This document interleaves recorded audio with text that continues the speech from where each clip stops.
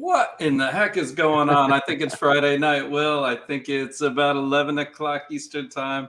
And it's time for Explain Yourself. Now, usually we have about 3 projects to talk about. This week, Will and I are Travis by joined B Hill. Are joined by Travis B Hill. We're going to talk about one campaign this week, Techno Nights, that comes through the Dauntless Stories website. Travis, usually we make people go at this point, but we're going to take our time. How the hell you doing? I'm doing well. It's a 4-day weekend from work. Just been hanging out, working on scripts, reading some comics, and so just enjoying a couple days off. Did you get any days off, Will, or? No rest for the wicked. Ah, and I apparently am very wicked. So yeah. My kid had the day off, so I did a drop her off at grandma's and go into work for a couple hours because I can usually work at home, but it's nice to get in there once or twice a week and get some stuff in places it needs to be. So I just dropped her off and came in. So I actually got more work done because she was at school. It wasn't at school. It was pretty great. Smart move. But day jobs, who needs them? Let's not talk about them. We're here to talk about comics, and we're able to talk about comics because Geek Collective allows us to just glom onto their organization. So thank you very much to Joey Galvez and the Geek Collective crew. We got somebody here in the comments. Oh, Ignacio, how are you, sir? How is the drawing going this evening? Cheers. Hello. So, like I said, let's take a little bit more time. What stories did you read as a kid that brought you on your journey to want to create as an adult? So it was real wild. When I was a kid, I was just Batman. Like that was it. Like my grandmother handed me like an old 70s Batman comic when I was in like, I don't know, kindergarten, first grade. And I was like, this is awesome. My dad showed me Batman. I mean, we saw the Michael Keaton Batmans together. I was like 3 years old in '89, but I was hooked, Batman Returns, so awesome. Man, you'd have been about what, like 6 for Batman Returns? Gosh, was it 92? So yeah, about 6. Yeah, that might be a little rough for me. I was like 16. And it was there you go. When DeVito bit off the guy's hand, I was in heaven, but I can't imagine being 6 seeing that. Hey, look, Batman saved the day. That's true. That's the thing. And so I just kind of grew up on that.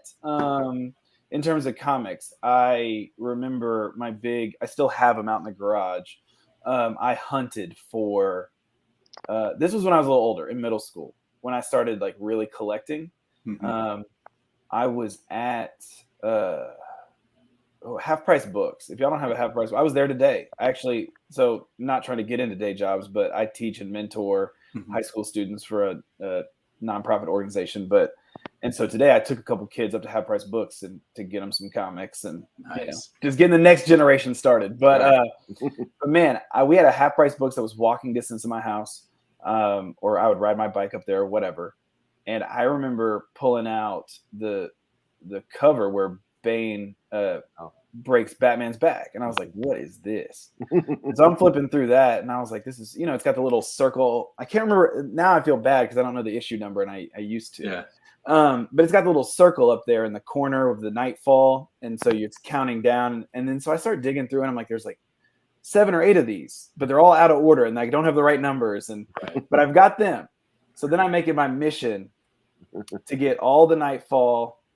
I read it in a bad order because they had the Knights in trade where Batman returns and gets the mantle back from Jean Paul, and so I got that trade and I took it home and I read it, and I was like, oh yeah, ending is great. Now I got to read all this other stuff.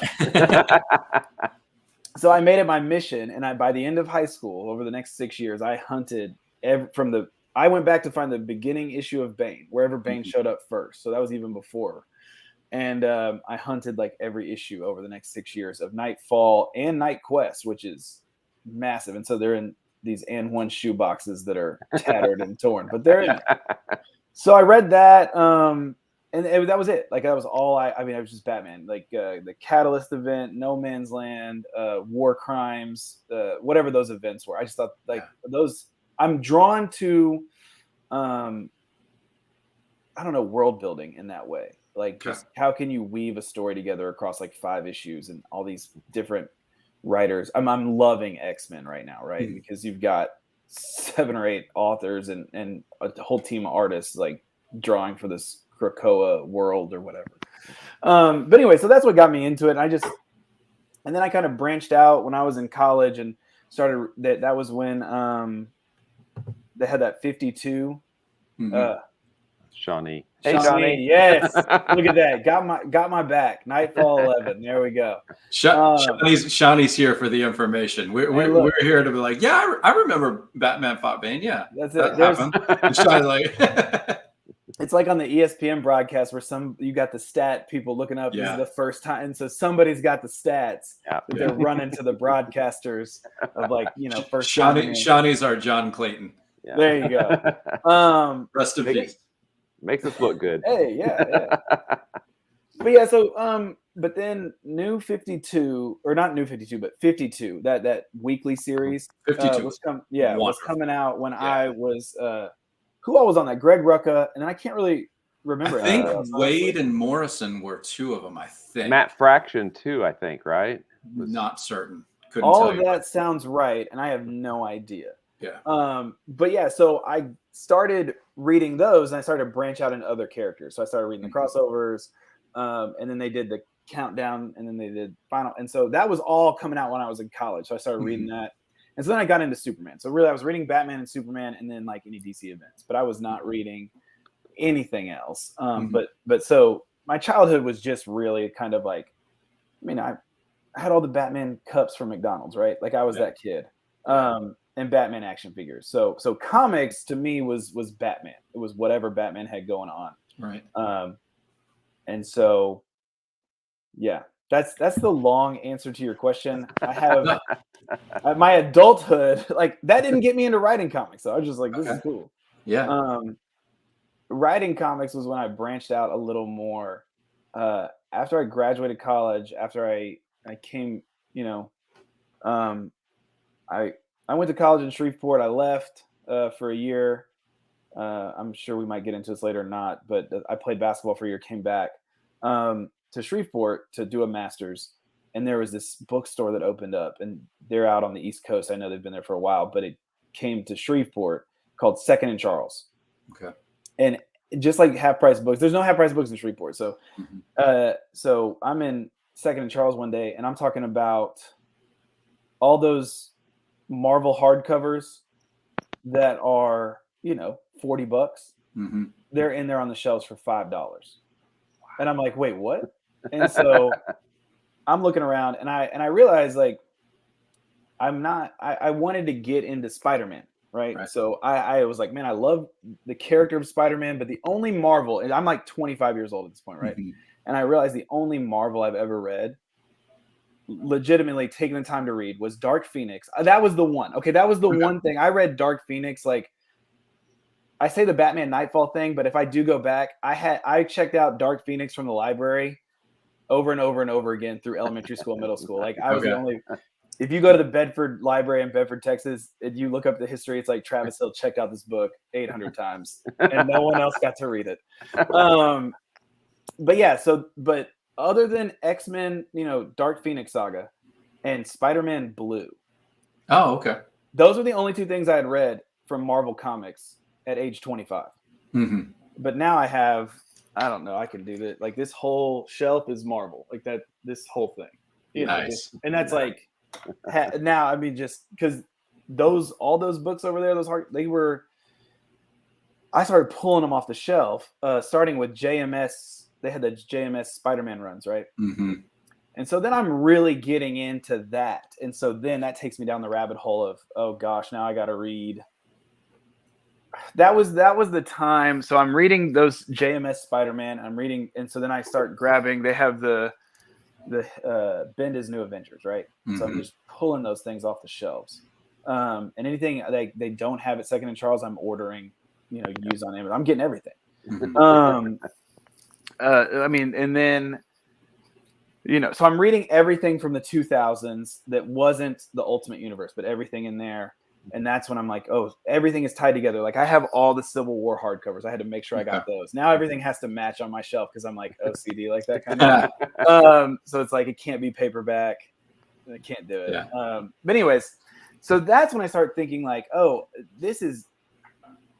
I'm enjoying this so much. And now I enjoy collecting. I enjoy and I enjoy these stories, but I might want to take a shot at this.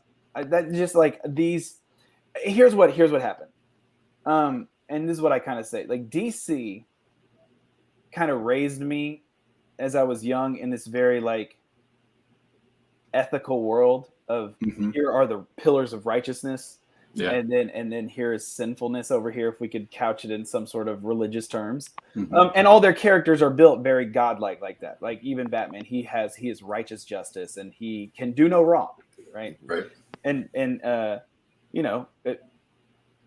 people's heads spun when Wonder Woman spun somebody's head that one time. That threw the whole world off, right? And so, but then I start reading Marvel and I'm like, yo, these characters really don't have, they're figuring out their ethics as they go. It's a lot more interesting. I'm an adult now, so the ethics of the world is a lot more interesting, and trying to figure that out. And I thought, this is the way to tell stories. Like I really am enjoying this. And so that's when like it got on my brain. I'm gonna keep going if that's cool. Then we can shift gears. Keep going.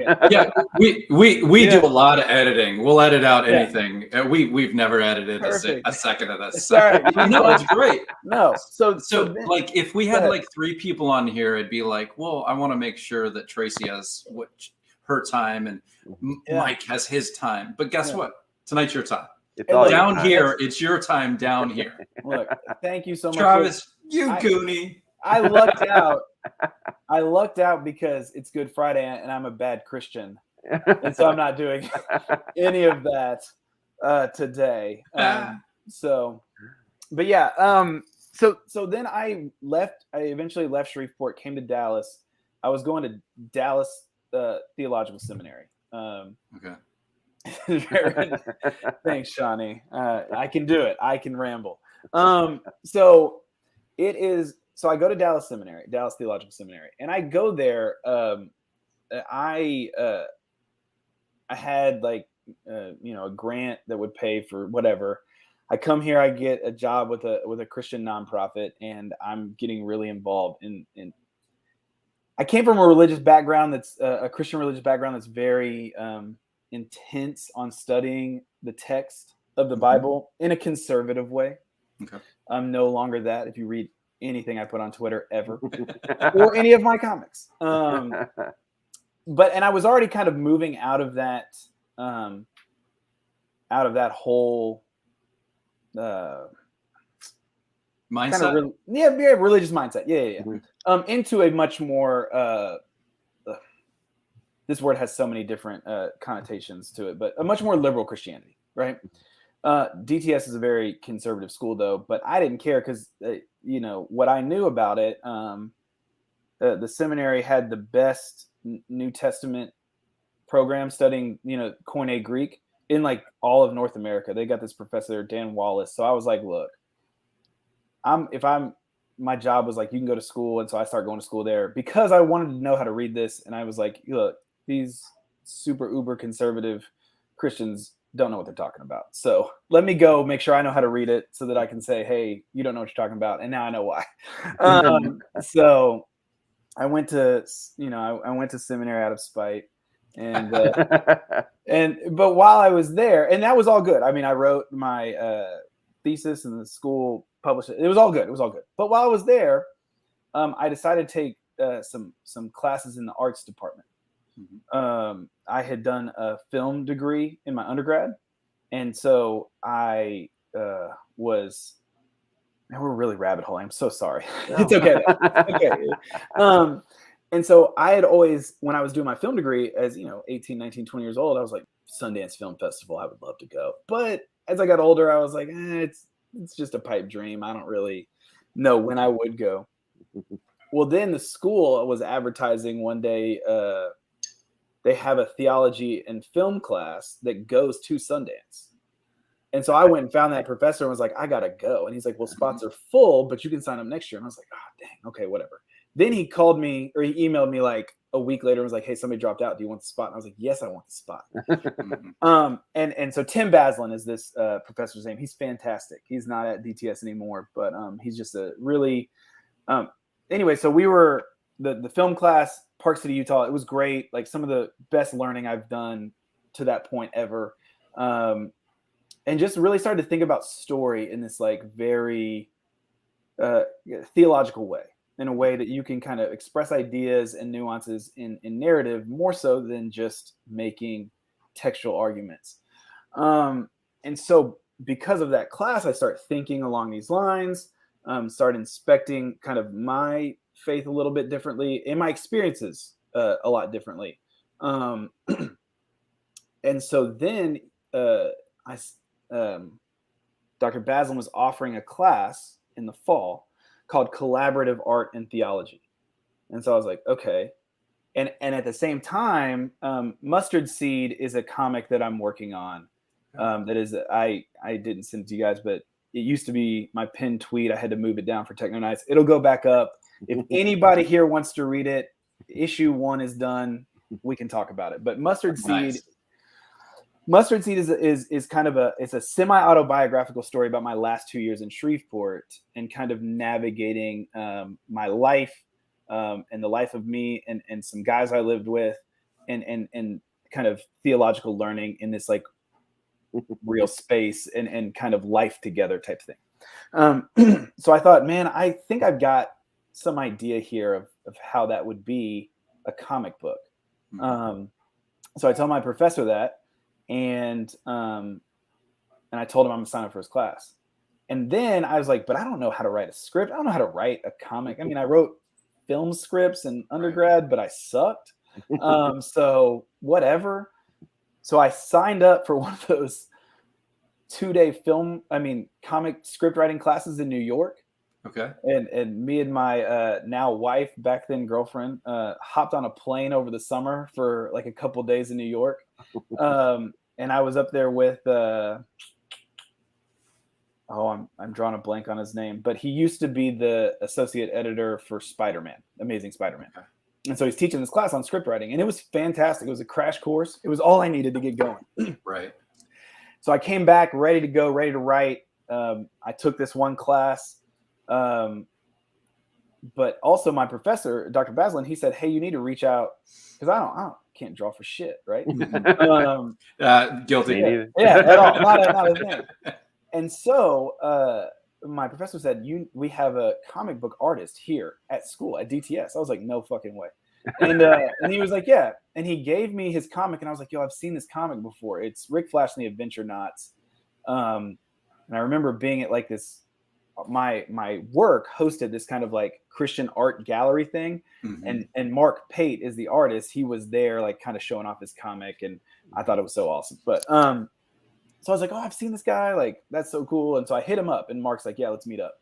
So we meet up in this coffee shop kind of by my apartment, and we talk for a couple hours, and he's like, you know what, most people at seminary bring me these like crap Christian ideas of like I want to do this real Christian comic or whatever. And but this doesn't sound like that. So let's keep talking. Okay. So I was like, yeah, let's do that. And so I drive home and I pull up outside my apartment and I look across the street at somebody pulling up outside their apartment. Oh, shit. And it's Mark. It's Mark. He lives right across the street. I was like, no fucking way. And I said, do you live right there? And he's like, yeah. Do you live right there? I was like, yes. Oh, geez. And so we decided to meet up on Mondays at my apartment. I was not married then. My wife was living in Shreveport at the time. So I had, plenty of space or whatever. That hasn't been taken over yet. I'm kidding. But yeah, so we met up every Monday for like 3 hours just because he had a book he was working on himself that he was writing and drawing. Mm-hmm. And so we just talked out ideas, scripts, for his work, and then Mustard Seed, which was my memoir thing. And mm-hmm. And so as we were doing that, he said, hey, because he was like a couple years ahead of me in the program.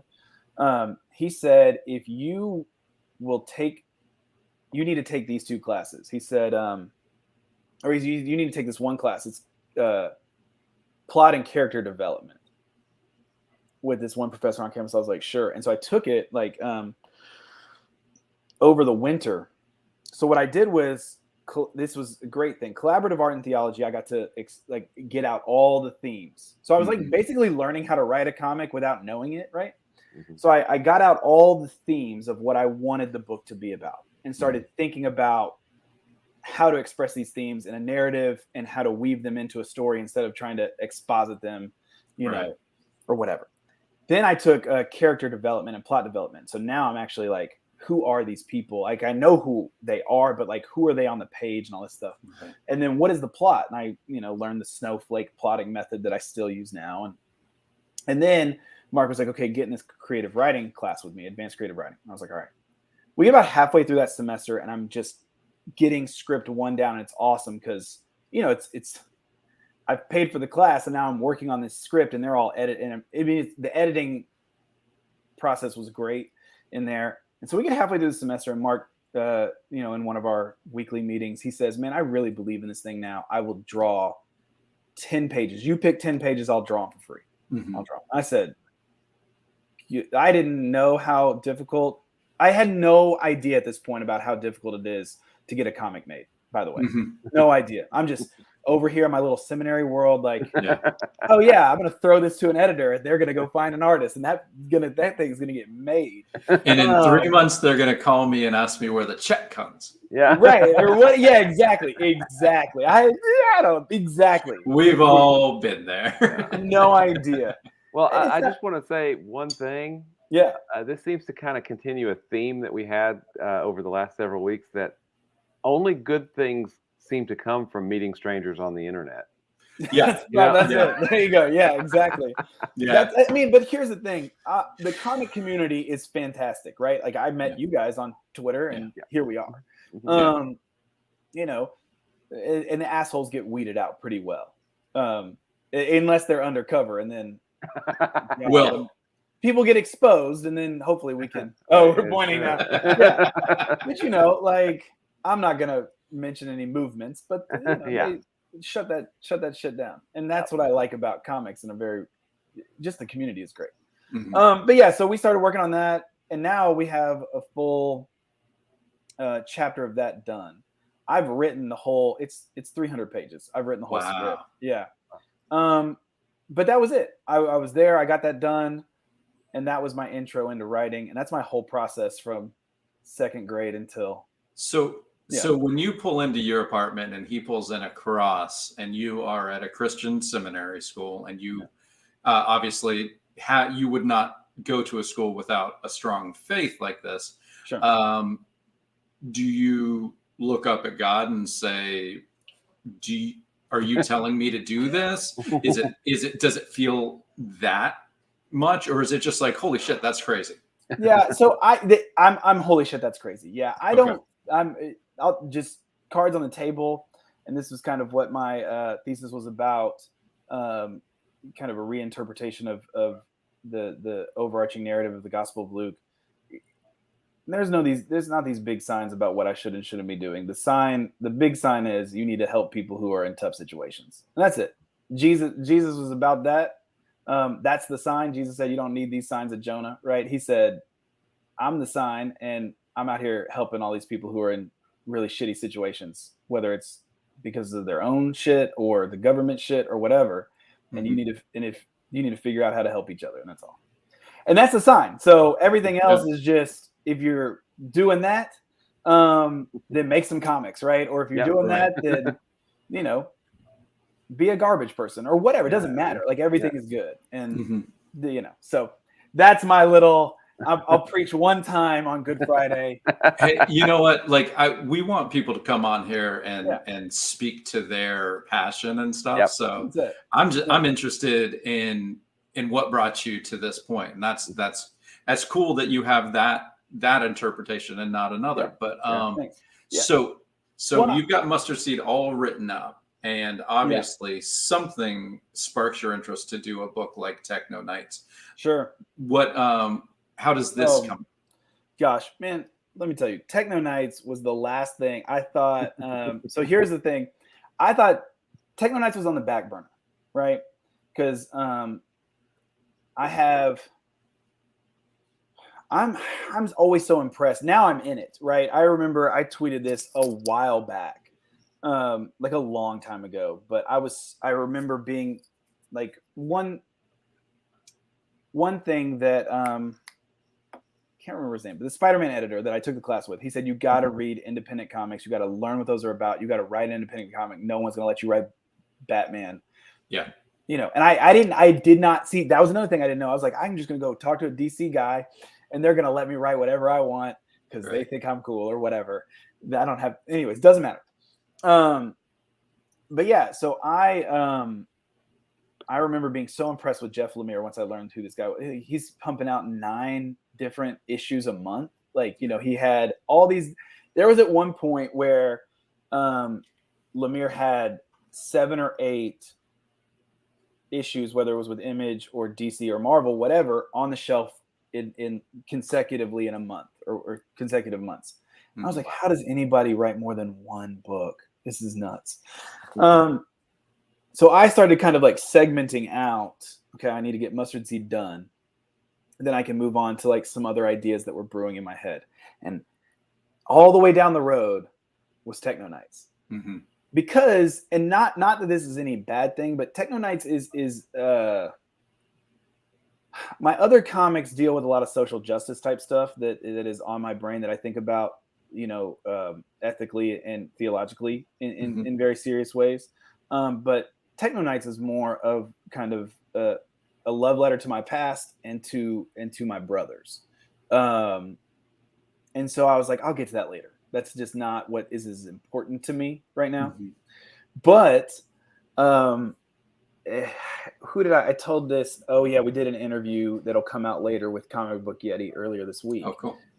Yeah, but I told this story in there. So whoever reads that and hears we're first, we're live. Yeah, you're live. We're scooping. Yeah, take that, Comic Book Yeti. Sorry, you've been doing this for years, really well, a lot better, but we scooped you. Yeah, Jimmy over at Comic Book Yeti, I apologize that I'm giving this piece away. But Marcus, again, I'm just kind of trying to cut my teeth, and we can talk about how I kind of came to some of this point later, but you know, I've got a couple shorts out there in the world, and I just kind of met Marcus online, and he reached out to me, which I was like blown away by. You know, he's like, hey, I'm starting this publishing company, and I think I want to kick it off with this magazine of like 8-page short stories, and I'm getting teams together. Would you want to team up with me for a story? And I was like, yes, absolutely. Again, and you're going to learn this really quick. Anytime, and I'm sure every artist is like, yeah, anytime an artist comes to me and it's like, will you write something for me and I'll draw it for free? I'm like, yes, 100%, like anytime. And it happens, and oddly enough, it happens a lot for me. So I'm just so fucking thankful because I'm so broke.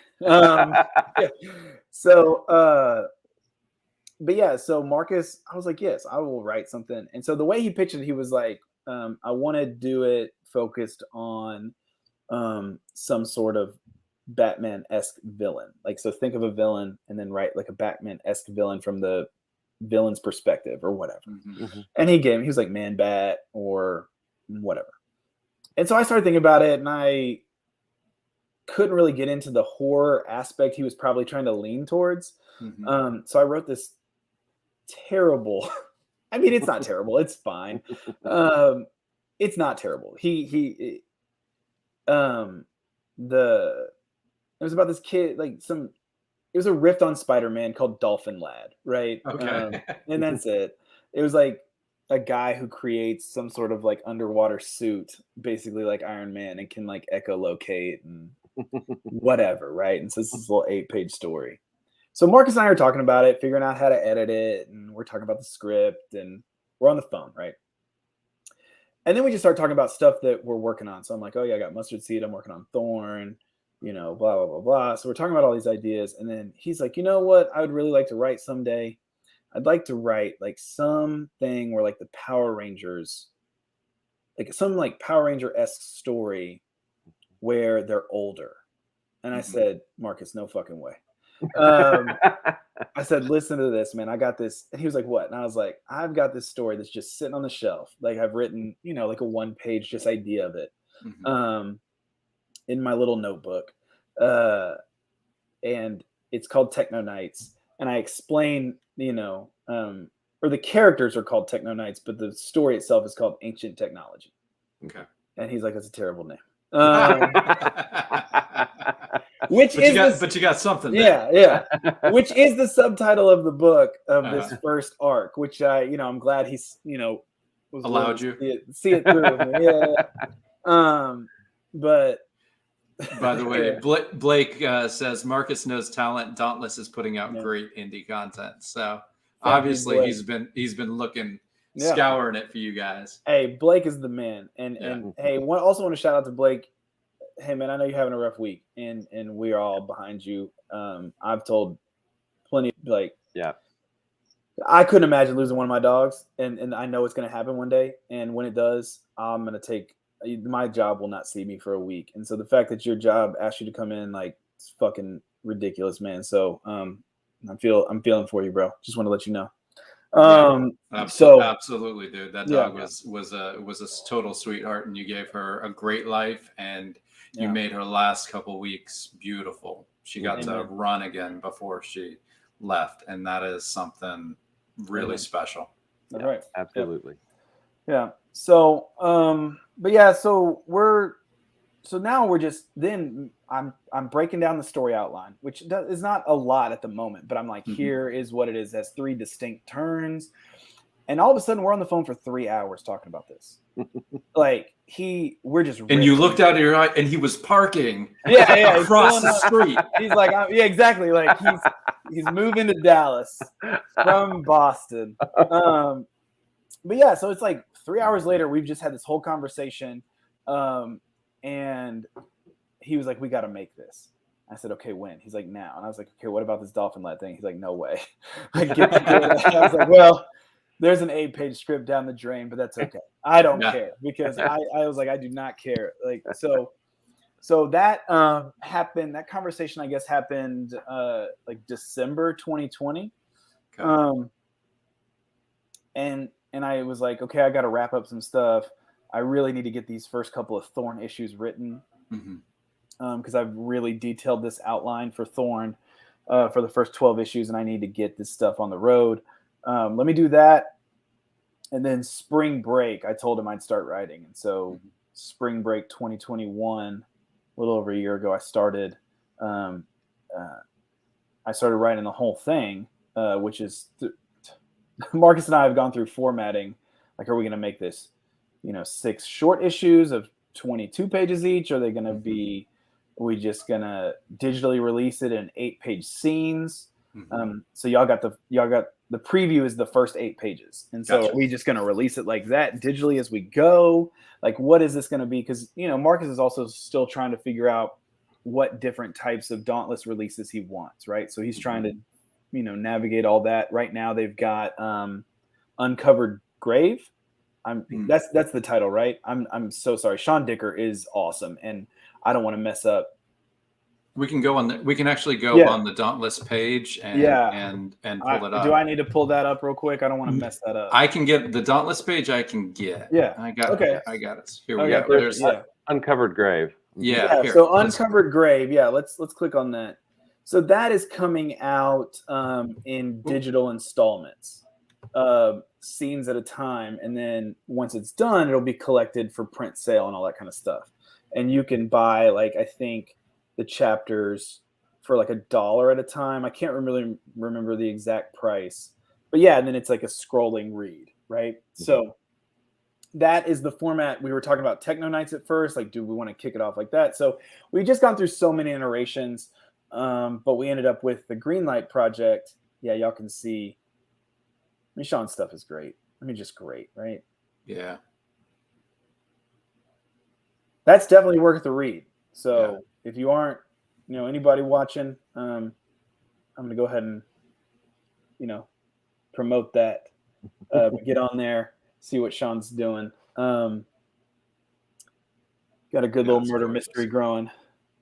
Horror murder mystery going, not growing. Well, we don't know. We don't know where it's going to go. Yeah, don't know. So anyways, but yeah, so we ended up narrowing it, like hammering it down to, and then it's like, how many pages can we do? You know, I can drag out a story and really give it some melodrama if I need to.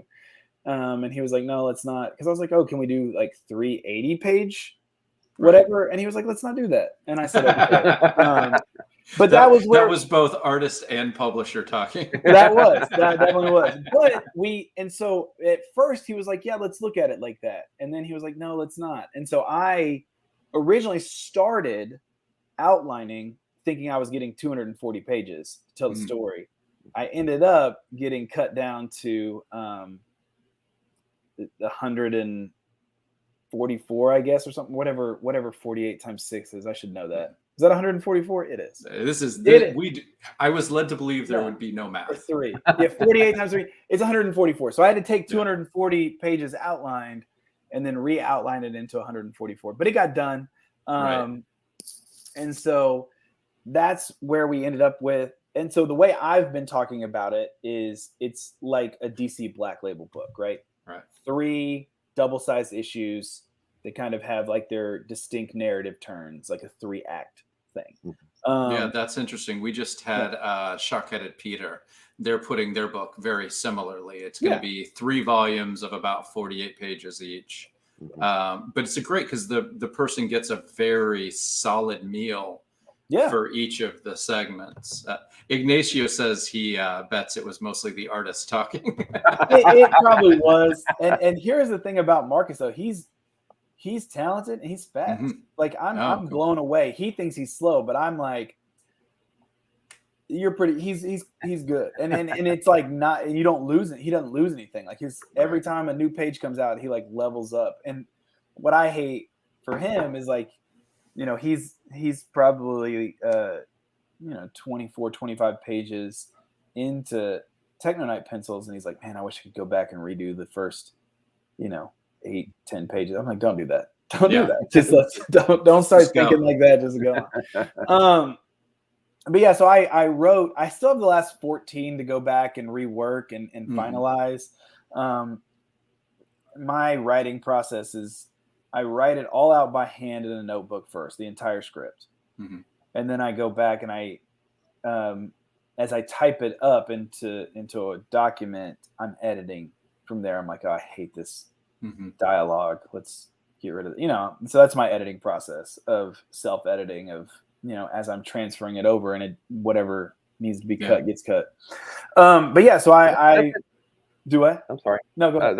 That's really interesting because writing is really a tactile thing, right? So for you, it's got to be the handwriting on the notebook. For me, it's absolutely hands on keyboard. That's the way I write. It's just, I got to have my hands on the keyboard. I can't do the longhand stuff at all. I couldn't do that, Will, because I'm too lazy. The only way to get a true second draft for me is to do it on the notebook like Travis. That's it. And then you're actually writing a second draft when you get to it. Whereas if I typed the first draft, I would just polish.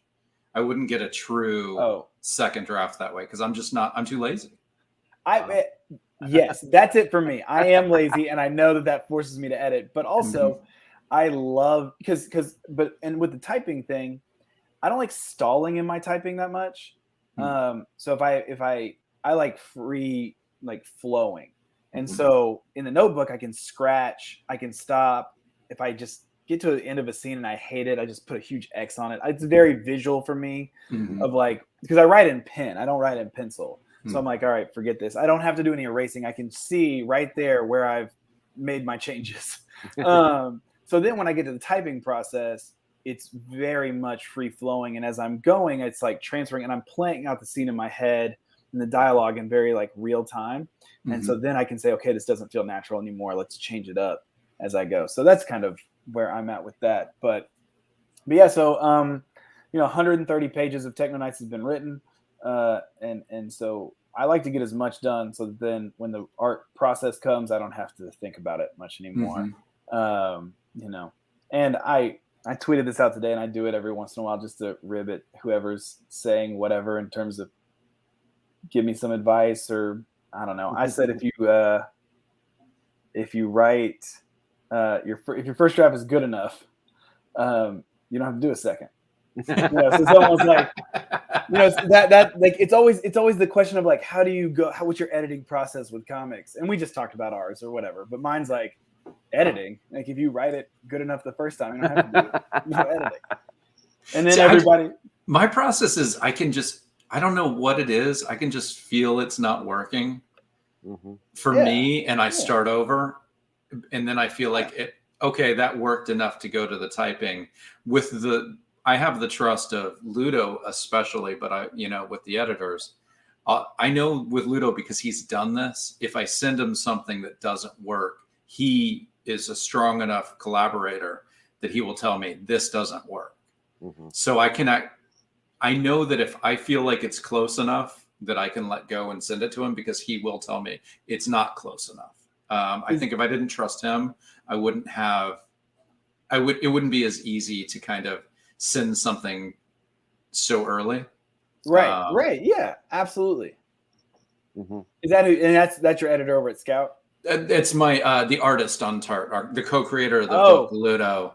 I have two editors. That's right. Yeah. Cassie and Andrea edit, and I really appreciate their everything that they do.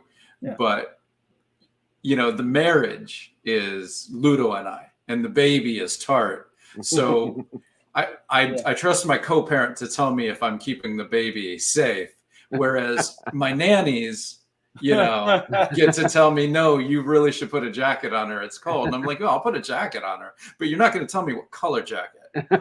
Whereas Ludo can tell me, I don't like that jacket. This analogy is fantastic, but that's true though. That's how I work with Mark and Marcus, and Richard, who are the artists of the series, the more long form series that I'm working on and got coming out next, in the next year or two. But yeah, Andre is great. Yeah. So I met him in Dallas, and just really, I don't know, just good dude. We talked for a couple hours because he's kind, he's passionate, and he knows your realm of education. Yeah. So you guys could seriously have talks that Will and I just sit back and be like, I know how to spell Jesus. Yeah, that was fun. Like he has that theological background, and so after our conversation, I picked up Shepherd, and reading that was great. You could see it, and it just was awesome. So, but so I don't know, Marcus and I, yes.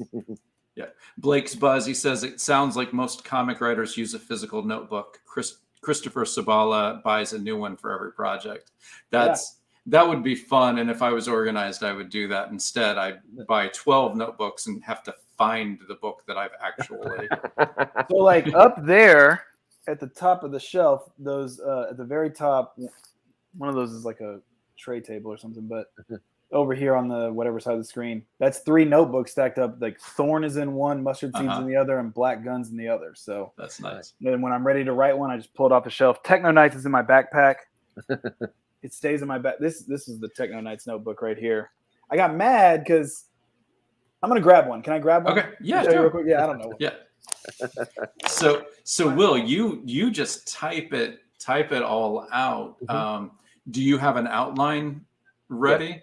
Yeah. Typically I'll outline and. So hold on, let me put these back in.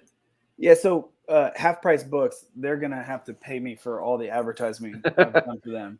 But so they have these notebooks that say write, and they're very large, as you can see. But the thing is, they stopped making these or selling these or whatever, and these were the ones I was buying for everything. And you can see this is there's the snowflake plot thing, and then it's just 300 pages of script. But yeah, so then I went to Half Price Books to get my Techno Nights notebook like this, and I was asking them like where those at, and they're like, oh, we don't carry those anymore. And I was like, what the? you're right. And so they're like, well, we have these other big ones, and it's like this spiral thing, Okay. and it's half as many pages, so whatever. You got to do right. Not terrible, but it threw off the vibe a little bit. I had to figure it out, but it worked out. Anyways, so that's kind of the writing process. That's how Techno Nights got started, with Marcus and I just riffing, and then me writing and him, drawing up some. I mean, that I'm telling you, we were like, yeah, let's do it, and then he had a mock-up drawing. Yeah, just hard. Yeah, he had mock-up drawings of the Techno Nights in like a week. Ah, that's beautiful. And I was like, oh gosh. And so and here's my thing: if an artist draws something after we've talked about it, that's it. Juices are flowing. Like, feedback. It's like now I know these characters are real to me. When he drew those, I was like, okay, because again, I told you it was still on the back burner of my mind. But the moment he drew the characters, I was like, oh, these guys need a life. They need something. Get a life, Yeah. So what I felt like when I was reading the 8 pages that you shared, it was just like a throwback to fun in comics. And I mean, definitely, I'll have some melodrama in my stories. So I don't think that my books are actually the best example of this, but it's what I gravitate to sometimes when it's just like, I need it. Just like, it feels like it's going to be that fun. Now you've used Teenage Mutant Ninja Turtles and the way you've shared it, but that, like the fun comic, like that looks in 8 pages like that's what you guys are going for. Yeah. So, like I said, I have 3 brothers. One is estranged. He's a half brother that I haven't talked to in like 33 years or 23 years or whatever.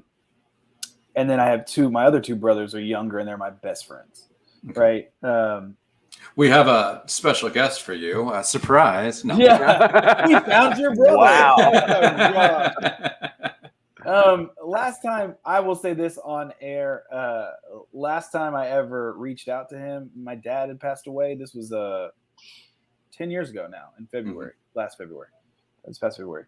And my dad had tried to reach out to him. My dad felt guilty about kind of how he wasn't, as present in his life as much.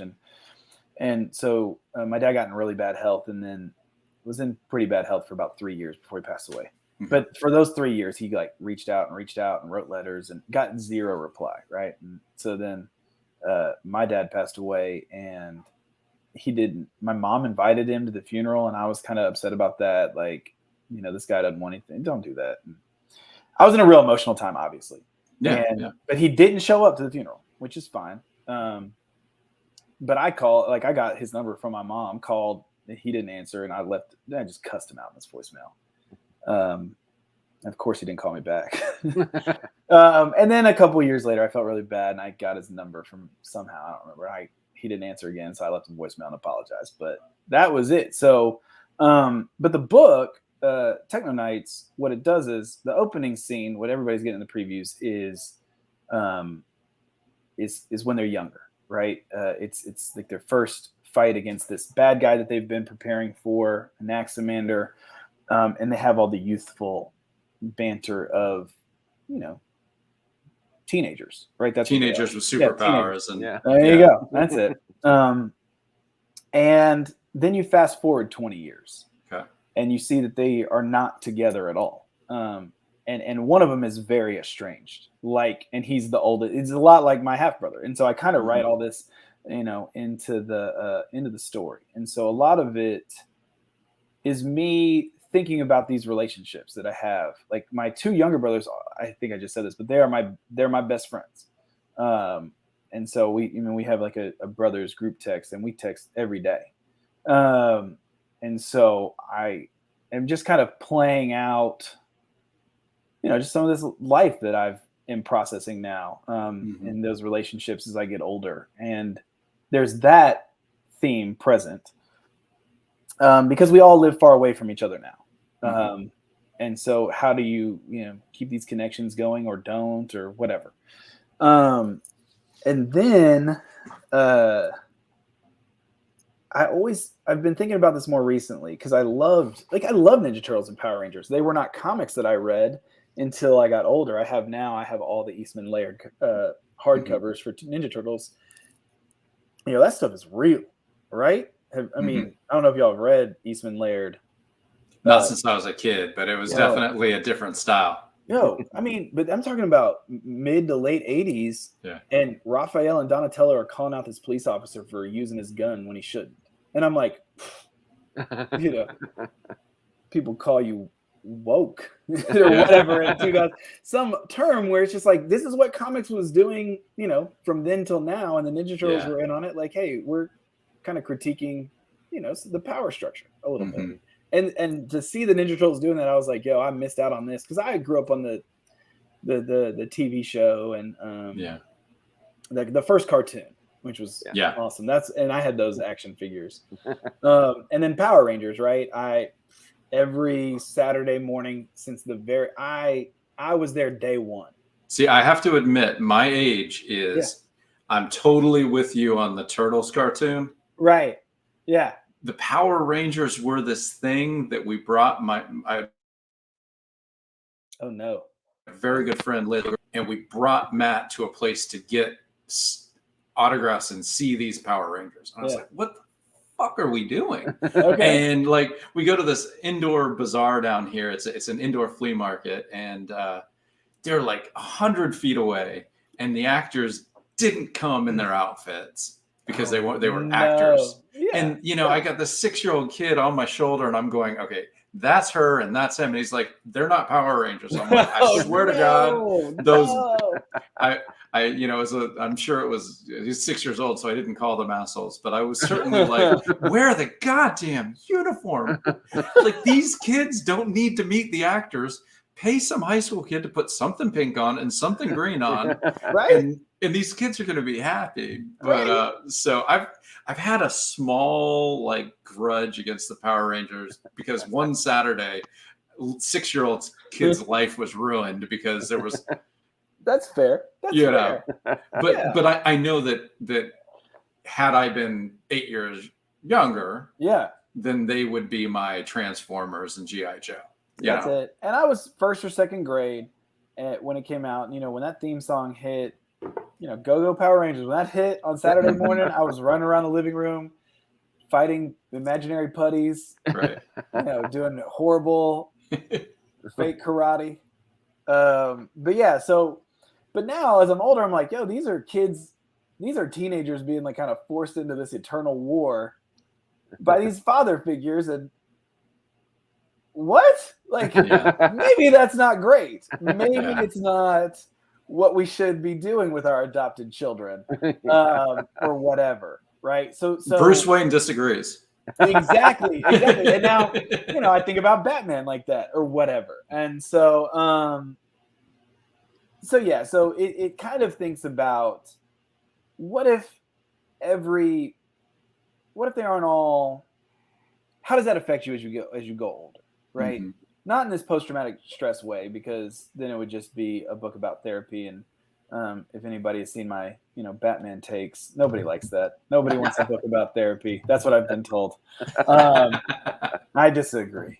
But Blake says he's still salty. He never found a Green Ranger figure and Dragon Zard. So we're all right. I'm with you. I don't know what you just said, but I'm with you. There you go. Yeah.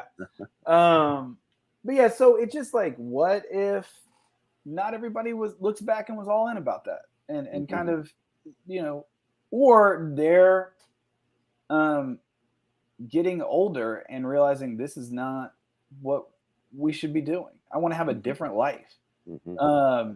Or what if they were super enamored by it? Or what if they hunted down the mysteries of this battle that's been going on so long?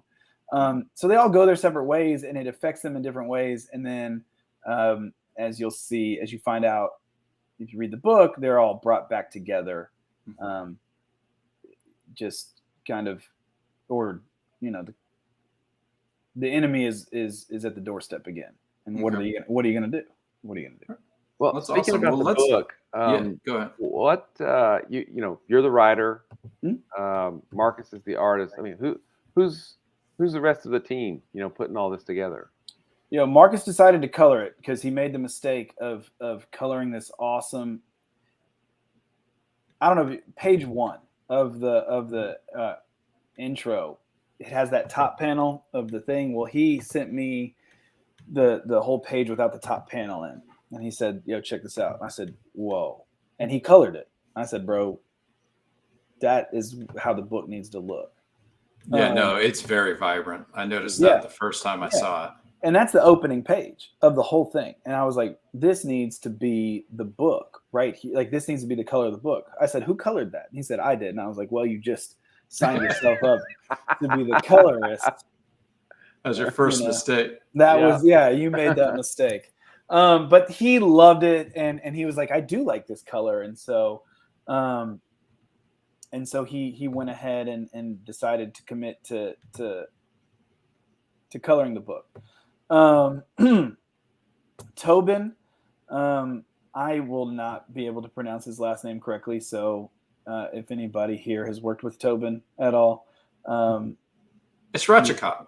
Ratchikov. Okay, there you go. Look, now I've never said it out loud. So it's Ratchikov. I have no idea. I made that up. Okay. But I just said it with so much confidence that it that's got to be it now, right? I mean, it's Canadian. It's French Canadian, so there's probably no T at the end. Ratchikov. Yeah, okay. Yeah. So, but I mean, so Tobin, who's fantastic. I mean, just awesome. I mean, the way he lettered, Anaximander, I thought that was great. The almost robotic. Yeah, that's it. Like real digital type thought process. I mean, just speech pattern or the way it looks. But I mean, he's just fantastic. He's on everything. True professional, like just boom, like give me the script, I'm gonna get it done. And I mean, he's fantastic. And so him and his wife Valaire, they're great. They're a great team. So that's the team though. It's me and Marcus and Tobin. And so Oh, cool. You've got a soft cover. I noticed you could get a soft cover of it for 12. Yep. And then there's kind of like how Frankie White did. Is eat my flesh, drink my blood, or maybe not in that order. I'm not sure. So you've got a hardcover as well. That's nice. That's it. And so that is kind of the modus operandi of the green light, is to do digital, softcover, hardcover, and offer a and then we have some like a retailer pack, right. And then some additional, if you really, if you want a good like kind of bonus package up as you get higher up. But so you have like a cover A that is the soft cover, and then the hardcover is a variant, like right there by Simone Razzagoni. I'm not helping you with that one. You get one free pronunciation guide to show. Yo, I can read ancient Greek and Hebrew, but I cannot pronounce an Italian name to save my life, and I apologize for that. Like but again, these are names that now you get on these. I'm on this show with you, and I realize I've never said it out loud in my life.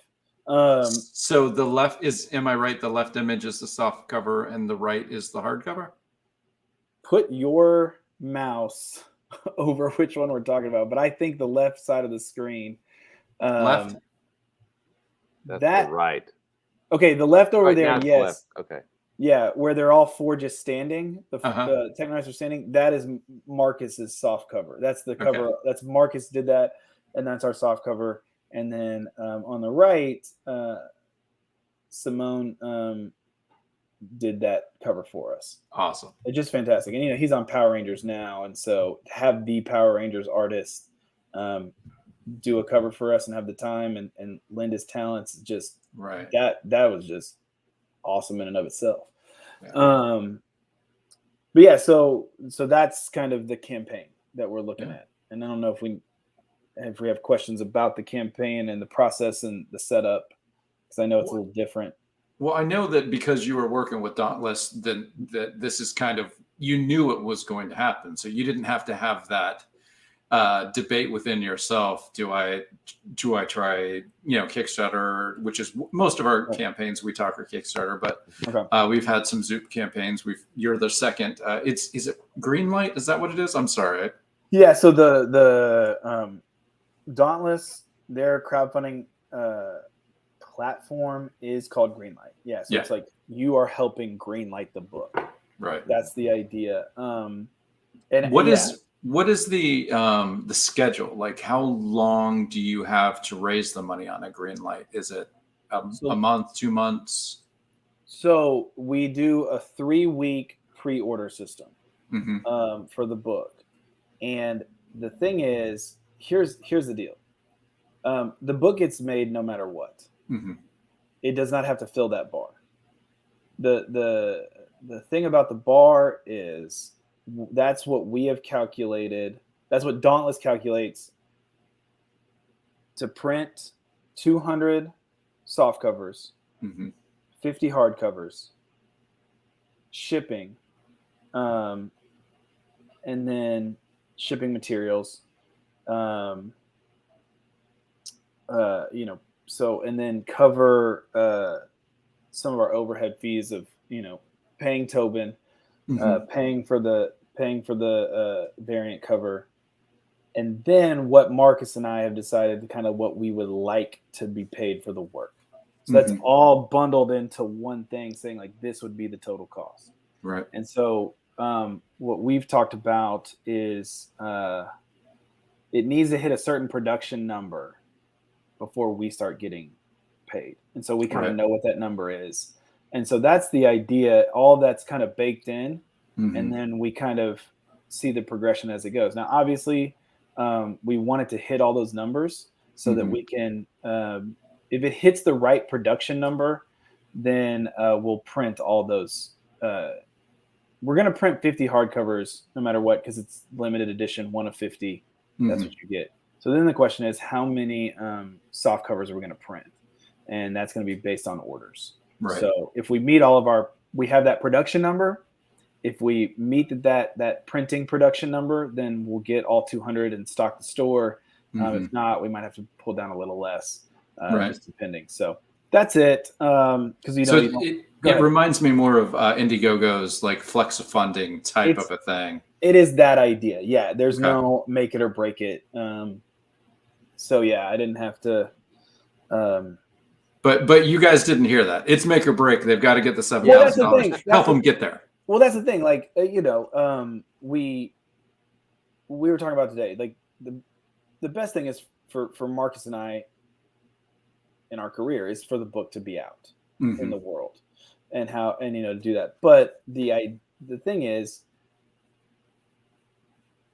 getting that make or break, getting to that 7,000 is going to allow Marcus to have the freedom to do all the art, and that's the thing. So we all believe that artists should get Blake, you the man. Like you got Blake is the man. Blake is the man. But yeah, so the but we want artists. I mean, we all want artists to be paid what they're worth. And I'm not going to get on a soapbox. I can't pay artists what they're worth. I can't. I just can't do it. I don't have the mortgage is too much. Right. I just had to buy a new HVAC system so that we don't melt in Texas. So I can't. I don't know. Your guys' energy, you're fine. If it gets too hot, nothing will happen. If it gets too cold, nothing will happen. Yeah, gosh. The grid is fine. It's fine. We don't need anybody else. This is Texas lawmakers are always like this. Everyone but themselves. Yeah. As long as they can get on a plane to Mexico, they're fine. That's it. Assholes. So yeah. Hey man, I'm in Florida. I can only joke about you. Gosh. In order to try to deflect from me. That's it. That's right. At one point I was like, man, I don't know if I should do shows in Texas. And I'm like, I'm from Florida. Like, if I do anything economically, I'm helping monsters. So, I mean, it's pretty hypocritical for me to say I wouldn't go to another state. Yeah. Now, I will say this: if you're a Texas Republican lawmaker who is listening in right now and really wants to buy Techno Nights, I'm still not changing my stance. I don't give a fuck. Yeah. But buy the book. Yeah. So because of that, like my thing is, it's not make it or break it, but to make sure that Marcus has what he needs in the bank to as a publisher and an artist to get the job done. It should be make it or break it in our minds, and that's what we're doing, you know. And we're gonna talk pretty soon about some of the campaigns that have been going on, and some of our people have been on are just absolutely killing it. You know, I'm thinking specifically Charlie Stickney's White Ash. Oh and we still think you should back this book. First of all, because it's a great book. It's a great book. But also, just because they've made a ton of money doesn't mean they shouldn't continue finding readers and being able to pay Connor better so that he doesn't have to take on covers, you know. Right. Hey, look, that's absolutely right. And the thing is, look, Charlie has done it. He's built his audience, and you guys have built your audience. I mean, Kevin, you know, Tart kills it every time, like every time, and you've worked hard for that, and to get more readers. I see people who have done longevity series on Kickstarters, and it's just this is great. And if I did a Kickstarter for Techno Nights, I would not put $7,000 on that thing because it would not with my look. I want nothing more than to make 7,000 on this thing. You know, I'm not gonna stop believing until the clock runs out. But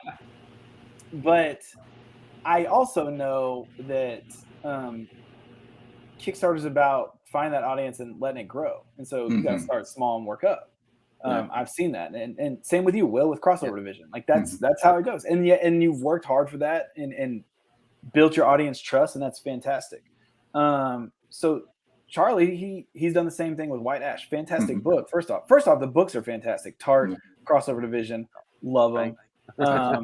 So it's not like you've built your audience because you've created a great product and you have longevity, and so you're still there, and that's good. So Charlie deserves, not like, oh, he made his goal. Like, well, if you want to read a good book, you're gonna go you're gonna keep pushing over that goal, right? That's awesome. And my thing is, I don't have the bandwidth to do any crowdfunding on my own as a writer. I just can't do it. Like, I have so much respect for you guys. But you're defending a PhD soon, aren't you? So I am finishing my PhD coursework this May. Then I'll start prepping for exams, and then I will that'll happen next April. I'll take my exams, and then I will start my dissertation, maybe a year or two on it, and then I'll defend. So I have a process. I'm in a long. Let's call preparing for a PhD and creating a Kickstarter and kind of on your own even. Let's just call it. I'm fair. That's it's very fine. similar. But that's what I'm saying. Like, I am doing my I'm doing my PhD work. I have 4 series in production, and then I have a 40-hour a week job. So I know I will never be able to do a Kickstarter on my. I just can't. Like, I just know where my limits are. My wife would be very upset if I try to do anything like that. And so I have been fortunate. I know I have said that artists need to be paid whatever they deserve it. But I also know that I can't provide it, right? And so my thing is, I'm going to work my ass off to get it guaranteed with a publisher, but even that doesn't provide money all the time, as we all know.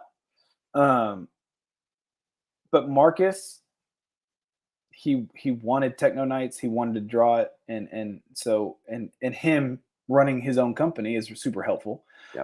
So that is a way that so that he doesn't have to go and find an artist out of pocket or whatever, right? So we have that ability, and he wanted it, and so I was just really blessed that way. And I've been blessed to work with artists who have the financial flexibility, or we've kind of worked out whatever to where, hey, if you go get a publisher, we'll figure out how to draw this thing. Cool. And that's just kind of the reality of it. I think Kevin's working on some technical issues at the moment. I saw him duck out. Yeah. He was sounding a little echoey to me. So then he's back. Let's see. Now we just can't hear him at Can't hear all. him at all. That's nice. So your PhD, how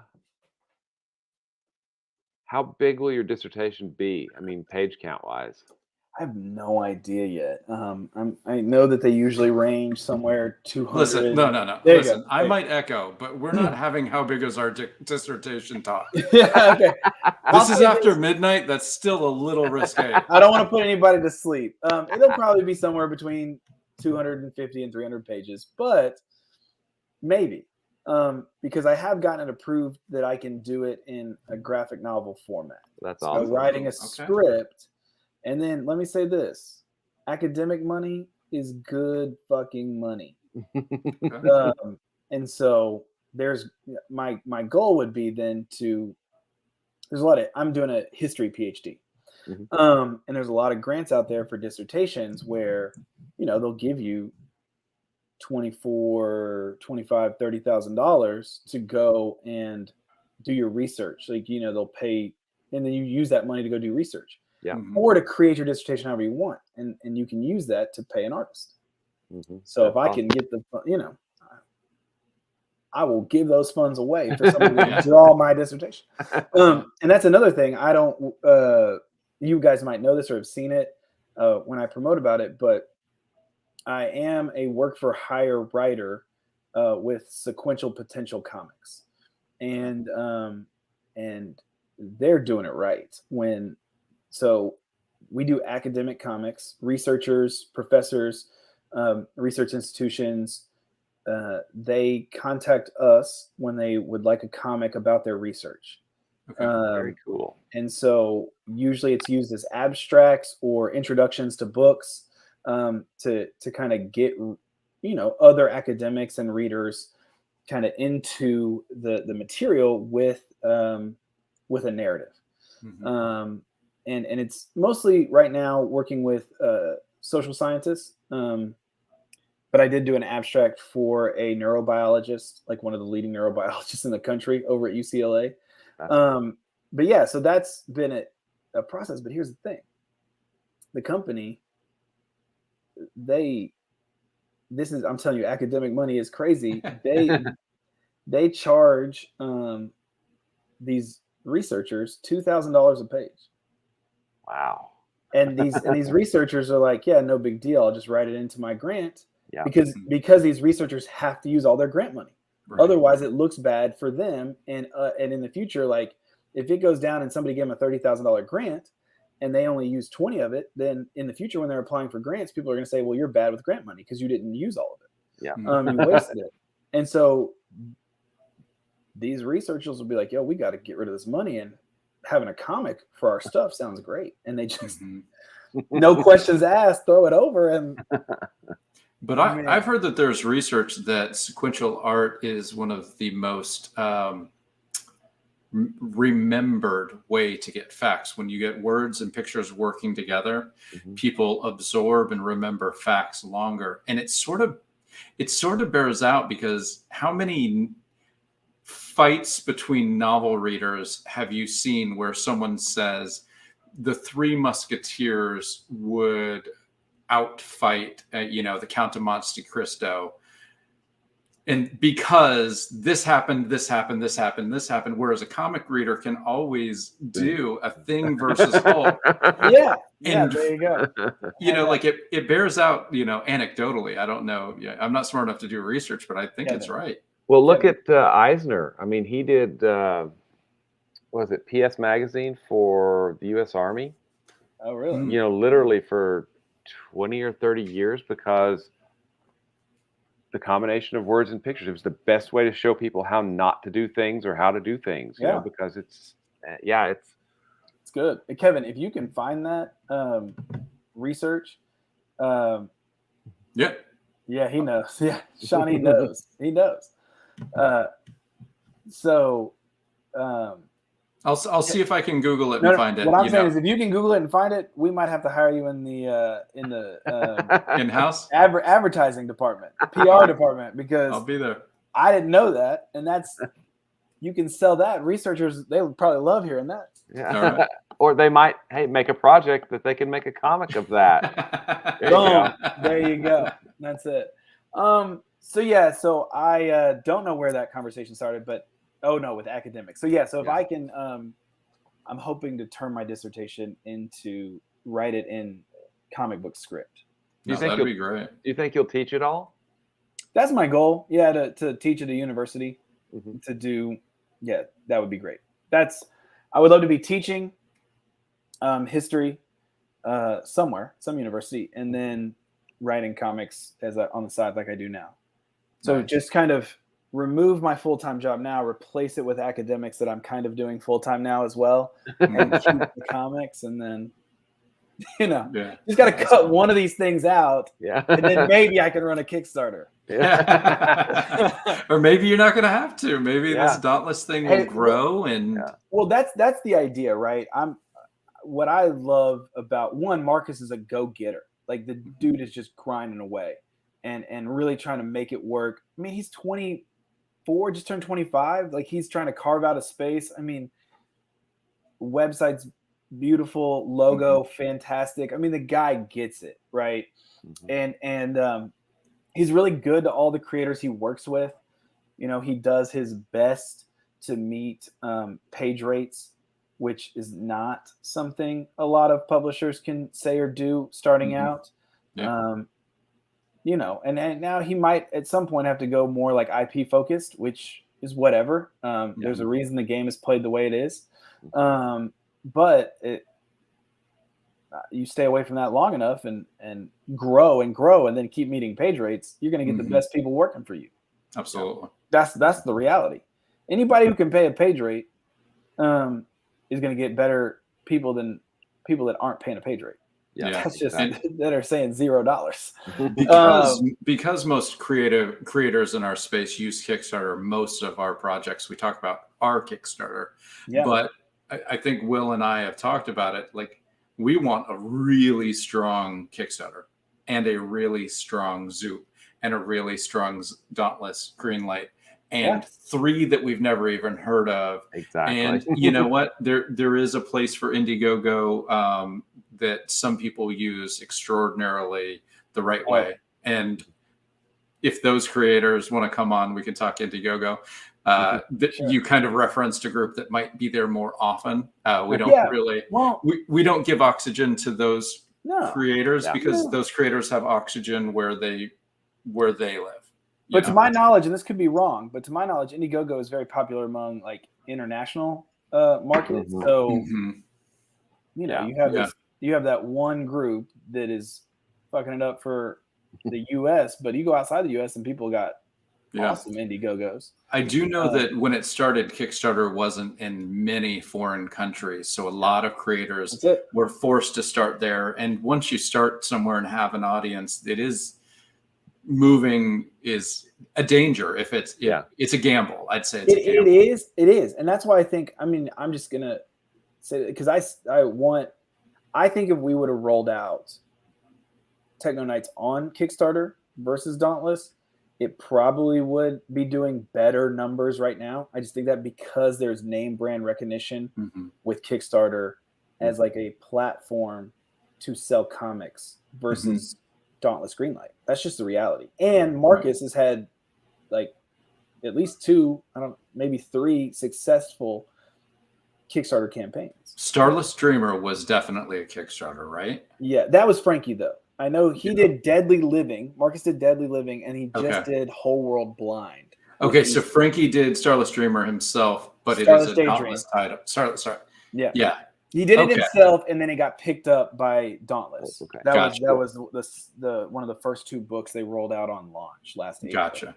Okay. But yeah, so that's the thing, like, and that's, you know, Kickstarter's got, you know, whatever their NFT blockchain stuff going on, and haven't heard anything about that since that scoop. So they went real quiet, real fast.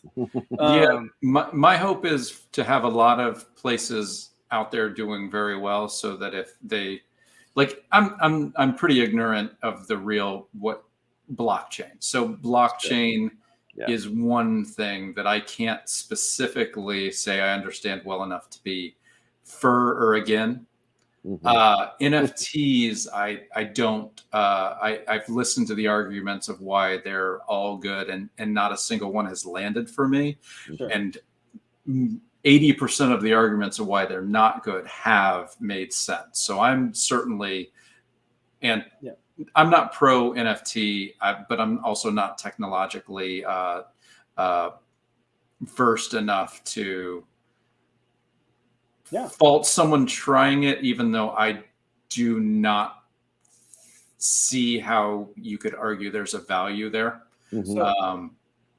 I'll say this: I'm not pro NFT, and I'm like you. I don't understand a lot of technical jargon, and it's bad. The energy use is bad for the environment. I get that, and so I'm going to stay away from them as long as possible. As long as I don't have to, you know, every car is bad for the environment as well, but I drive one, right? So now, if I can get to an energy efficient car, that'd be great. If everything's running on solar and electricity, fantastic. But so I'm gonna stay away from NFTs as long as humanly possible until someone until all we're doing is crypto and every fiat money is gone. Yeah. But so it's not. Hopefully that nightmare will not come true. Yeah, exactly. Yeah, absolutely. Hopefully it won't. Hopefully it won't. Every other nightmare has, Will. I mean, come on. That's true. But we, you know, and that's good to. Look, Blake says he just wants to sell a good chip for $48 million. Yes, we all know that. What you don't want to do is buy one for what was it, $3 million, and then sell it for $278. That's what you don't want to do. Yeah. No, okay. But yeah, so the but the thing is that DC is doing NFTs, Marvel's doing NFTs, and we all have friends that are working for those companies. And I'm not going to sit here and be like, yo, my friends that are making a living working for these companies are part of this evil whatever. And, you know, so I'm not. It would be really bad. It would be really unfortunate and not good if Kickstarter continues down that road. But if my friends continue to use Kickstarter because it is the place where they can make a living doing this, I'm not going to fault them for not jumping over to Zoop or whatever. And Zoop is doing well. Zoop is doing well. I'm not trying to hate on Zoop because you know, I've backed a lot of Zoop projects. Juan Ponce, I think that's his last name. Yes. He just did 33 with Gavin. I told you, one pronunciation a day. I'm not no. I have to look it up, his last name. I just can't remember. I'm looking it up now. It is after midnight, so maybe I do owe you one. Let me see. Well, and Zoop's growing. That is a good thing. The more places that we have as creators to, you know, crowdfund is just better. It's better for comics. You know, I just wasn't that aware of Zoop. I mean, I was aware, but I thought they were only grabbing like high rollers. Like I thought because they're real selective with their projects is what I knew or was told. And so I was like, oh, they're only grabbing like Marvel and DC people. Ponce, yes, thank you. So, but then Ignacio with the save. There we go. But and Juan did that story with Marvel in their the Latinx collection, and it was fantastic. That was great. But I had backed 33 on Kickstarter. It didn't make it. I love Gavin's art, but I also Gavin's my guy. And so it went over to Zoop, and I was like, well, better figure out what Zoop's about. And that was the first project I backed, but I've backed like a good handful over there, and they're all hitting. So that's good, and that's good. And so Dauntless, I don't know if Zoop's, is it all or nothing? I believe so. I think so too. I think it is. So. Yeah, I think Okay. it is. Yeah, so there's that, and Dauntless. Dauntless is a little different in the fact that the book gets made, you know, but because it's a publisher. But I just think that's good that a publisher is open and upfront about what they need to put a book together. Yeah. And so, if more customers say like, "Oh, damn, like this one issue of a 48-page comic is $7,000. $7,000 to get everything said and done, and people being able to eat." You kind of see, and that's good. I just like that openness about open books. To me, is a better way than everybody hiding and pearl clutching, because the more open you are about what you get paid, that allows everybody to kind of. It allows those conversations to happen. Well, it's not just that; it allows people to demand better. Yeah. That whole like, don't tell people what you get paid. Nah, forget that. Like, I'm not trying to brag. I'm just trying to let you know what I'm getting so that you can go get it too, because you deserve it. That's it. Yeah. I think, look, this is what Sequential Potential, they pay me $125 a page to script. And Zenoscope offered me, I didn't end up doing a book with them. They had me pitch some projects, and they offered me $20 a page. So, I know where I'm going to be. Yeah. Right. I know where I'm going to be. And here's my thing. If Sequential Potential can do that, they can figure that out. And I over here hearing about like, Boom and IDW and even Marvel and stuff paying under that. That's tough. Yeah. People deserve more. That's all I'm saying. And I know I'm probably never going to get a job with Boom or IDW now if this is ever. I don't think we're that big of a podcast. Yeah, I think you're safe. No, I would love to speak into the universe that you're not, but I think you're probably gonna be okay. But that's the thing. Like, I know what people deserve, and so exactly. Thank you. Ignacio says it helps to educate the readers about the cost of what they consume. Yeah, absolutely. So, and here's another thing, like, and it's good for artists to be in positions where they can kind of demand some of that too. Thorn. So the artists of Mustard Seed and Thorn. I don't know if y'all have seen these. I talk about them plenty, so I'm sure you've seen it. I've seen Thorn more than Mustard Seed, to be honest. So I've gone quiet on Mustard Seed because Mark is doing the art for both, and we can't make both at once.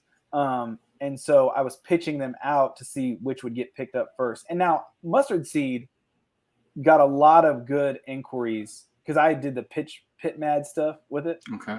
And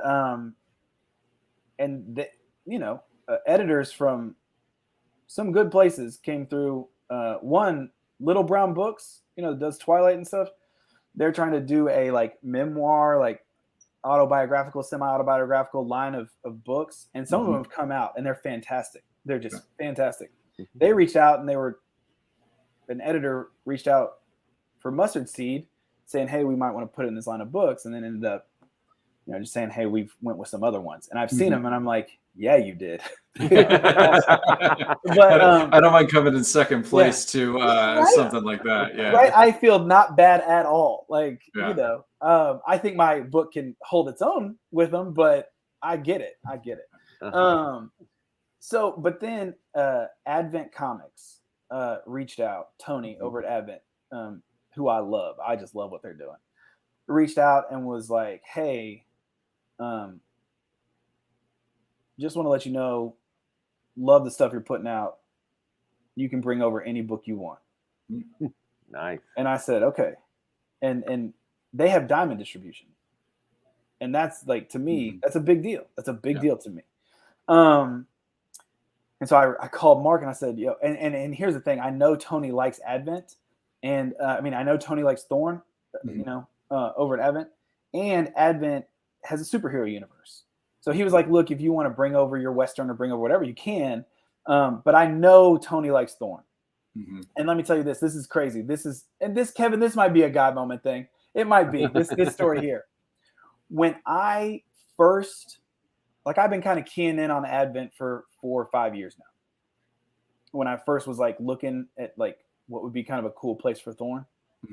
And I remember the first conversation I had with Mark, the artist. I said, man, I would love for this book to be with Advent Comics. And that was 3 years ago. And then last September, he just sent me a message and was like, you can bring anything over. And so I said, Mark, let's do it. And he said, let's do it. And I sent that message back to Tony, said we want to bring Thorn over because that was the one I wanted. And so I said, yes, this is it. So it was great. And so I say all that, like Mark is an artist in the artist union up in New York that they have to hire, film and TV sets have to hire out of.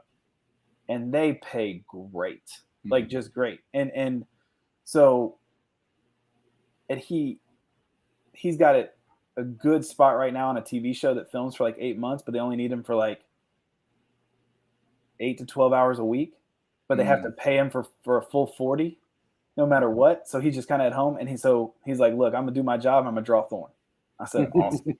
And see, that's it. So I have to get into these situations where, and Mark said this, he's like, hey, look, I cannot draw anything without an advance until I get into the union. Once I get into the union, then I can start drawing something without an advance. Right. And I said, okay. So then we kind of worked that out. But now, like, so people do reach out to him for comic book work too. And they say, you know, what's your rate? And he says, look, I do all pencil, ink, colors, and letters. It's $1,000 a page.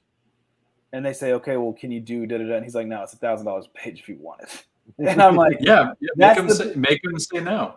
Because if they say yes, it's $1,000 a page. That's it. Exactly right. And so, but to be in a position, I just want more artists to be in positions like that.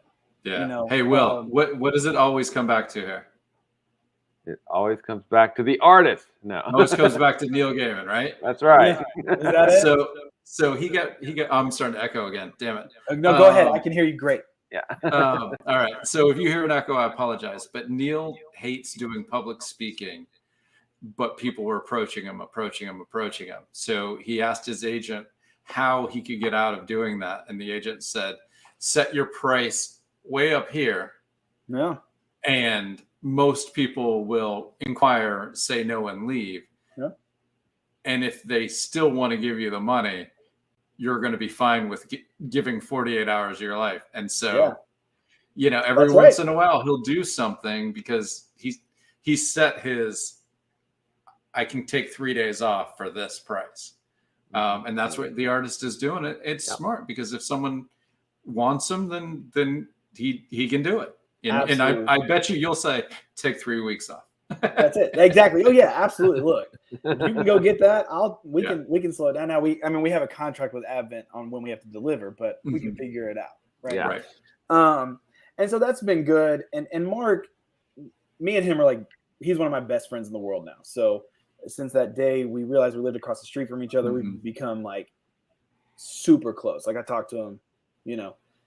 Now with so much going on for him in New York and me here, because after he graduated, again, like we're both seminary guys who really don't care to do anything in a church ever. Like he went up to New York to become an artist full time. But yeah, so we've gotten a little busier, but you know, we still talk at least once a week, you know, usually twice. So it's been good. But yeah, I'm just glad he's in that position. You know, and I wish more people were, and that's my hope. So I got good news. Blake says he'll review your comic and have you on his show for 3 shiny pebbles and a bag of Skittle gummies. Just hey, whatever the address is, I'm sending it. Yeah, DM me your address, Blake, and I'm sending it over tonight. That's it. No.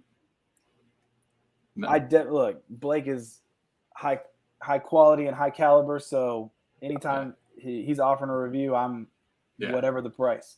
But yeah, so I don't know. We've gotten, I don't know. I just talk a lot. So wherever y'all want to take the conversation next. I think we should turn it to the campaigns that we've talked about. But I really appreciate this. Techo Nights on Dauntless Stories.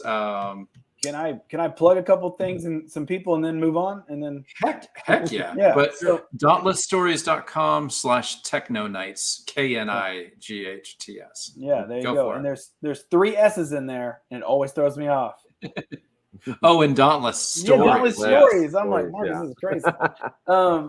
Which I think he messed up on in the Twitter handle because it only has 2 S's, and so it looks weird. But I think he just messed up because. But yeah, so Thorn is a book I very much care about. It's a vigilante book, kind of it takes place in a Dallas neighborhood, a fictional Dallas neighborhood called Rosebush Heights. But it is very much. I lived in the old East Dallas, Roseland area of Dallas. It's been gentrified to no end at this point, and so it's kind of like me processing that in a vigilante storyline. So it's going to come out with Advent next year. Artist Mark Pate, look him up. His Twitter handle is the hugest dude with some underscores in between his personal comics called Huge. And so, but yeah, that'll come out. Actually, I was so humbled by this, but Tony we have a 0 issue. It's 8 pages. And so Tony gave us Advent's free comic book day spot in 2023. So I'm just blown away. And then it'll come out, issue 1 will come out in July 2023. And so then it's 12 issues, and it'll come out bi-monthly every other month for 23 months or whatever. So there's that. And then I am on Black Gun is coming out with Band of Bards. That will crowdfund on Zoop, I guess, now. Is what it looks like. That's kind of the discussion now, and that might change based on how their numbers work out. But and again, I'm fine doing crowdfunding as long as somebody else is running it.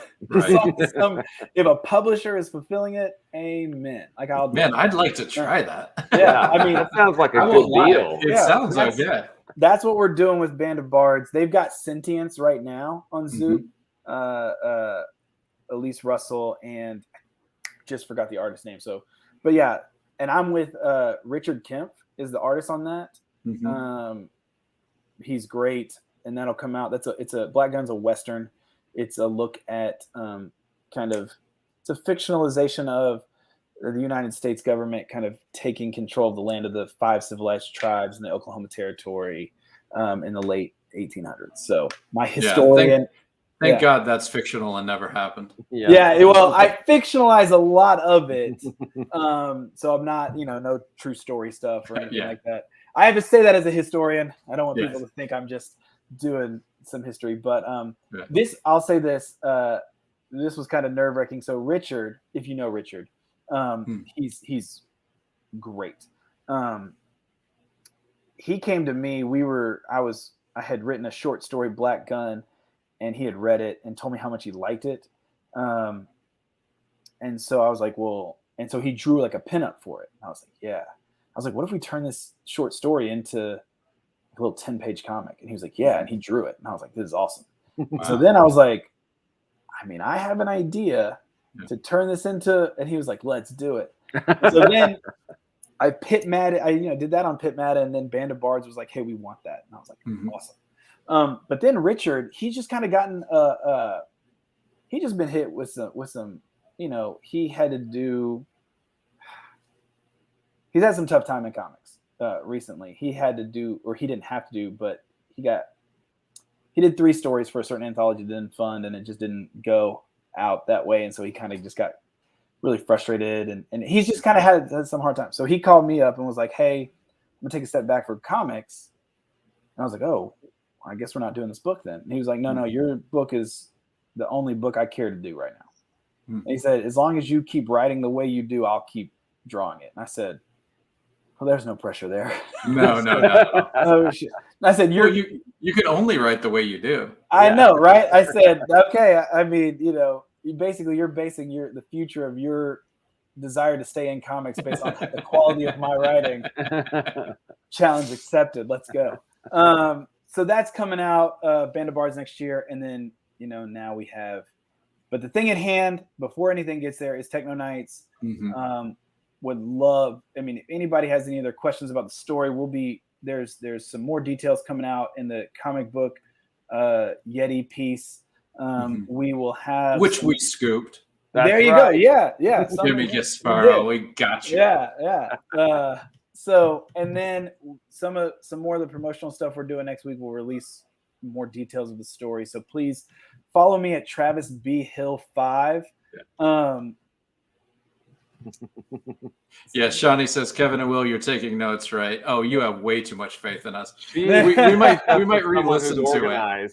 Yeah. So when you listen to this Band of Bards, reach out and tell us when stuff is going on, and we'll get you on. Yeah, we're absolutely. not that organized. So I'll say this: follow me on Twitter if you're listening and you don't. Travis B Hill 5, and be. If you're still kind of like, I don't know, like what more is the Super Sentai story about? There will be in the promotional stuff some character bios that we'll be releasing that kind of give details to the characters, where they are 20 years later, and what they're and kind of how the story progresses through their narratives. Just little bits and pieces. So pay attention to that if you're still kind of on the fence. I think it'll drag you into the book. So yeah, and then hardcovers on there are $30. One of 50. One of 50, yeah, limited edition. I know Frankie sold his for $50. I told Marcus I can't do that. I don't feel good. I don't feel that confident. This is my first go. So this is my first series. I have 2 more coming out. Like I said, this is my first go at it. If you think, this guy. Just simply as a speculator, though, if you have 1 of 50 hardcovers and 8 years from now there's a Techno Nights movie or TV show. There you go. Yeah. I have faith in my writing and Marcus's art that it'll be big. So grab you one. So that's $30. And you get the beautiful Ragazzoni variant cover. Just fantastic. Paperback 12 and then digital 8. So help us get over that marker, or closer to whatever that move that green bar, and let us give you a story that. So how long do we have? When is your 3-week window up? April 29th is when we're cutting off pre-orders, and then the book will be shipped in either late September or early October. So April 29th, and that's just to let us know how many we need to be printing. That's it. Yeah. And so we have our goal of printing, 200 paperbacks in the first run, and then we will print 50 hardcovers, and those won't be reprinted. So there you go. Nice. Hey, and thank y'all so much for having me on. Kevin reached out when he saw us go live with the green light, and Kevin, I really appreciate that. Yeah. Thank you so much. This has been fun. Now, Will and I get to talk comics every Friday night. Are you kidding? It's awesome. There you go. I'm tuning in more often now. Well, after the NBA playoffs, I'm sure. Well, you can have us on to the left and be watching. That's right. I can sit in the living room and do this. This will be good. That's easy. I have done that before, so that will be good. I don't have to talk, so that's easy. So here we go. We're going to talk about, this is where it goes off the rails. We say this every week. We don't prepare for this. It's late. We're tired. And sometimes we're talking about a project that we backed and read about like 4 weeks ago. And that gets fun. But if we talk about it, we've backed it. So we believe in it. We've already brought up Charlie Stickney, Finn Cram on colors, Connor Hughes on art, Mick Byers doing some layouts that Connor is finishing up on the next White Ash Deluxe Edition. There's nothing I can say other than these are really some of the people I like most in indie comics doing one of the books that I like most in indie comics, and they're killing it for a reason. If you're looking for great fantasy with twists and turns, sexy dudes, sexy ladies, Romeo and Juliet, with all of the thing that entails, go check out White Ash. That's right. How about Nine Crow? Or, could be. I just went next. Oh. You start talking about 9 Crow, I'll bring up the banner. I told you it was going to go off. We're already off. Yeah, there you go. 9 Crow is a, let me pull it up here. Dora Mitchell is the writer and artist and letterer. She does everything you see. Psychological horror. A young lady realizes that other young ladies are disappearing in her kind of mountain town, and she starts to investigate. We had listeners who were reading it as a webcomic, and right, yeah, everybody was excited to see how it ends. So although I haven't read any of it yet, Shawnee says it's good, so I'm on board. Yep, absolutely.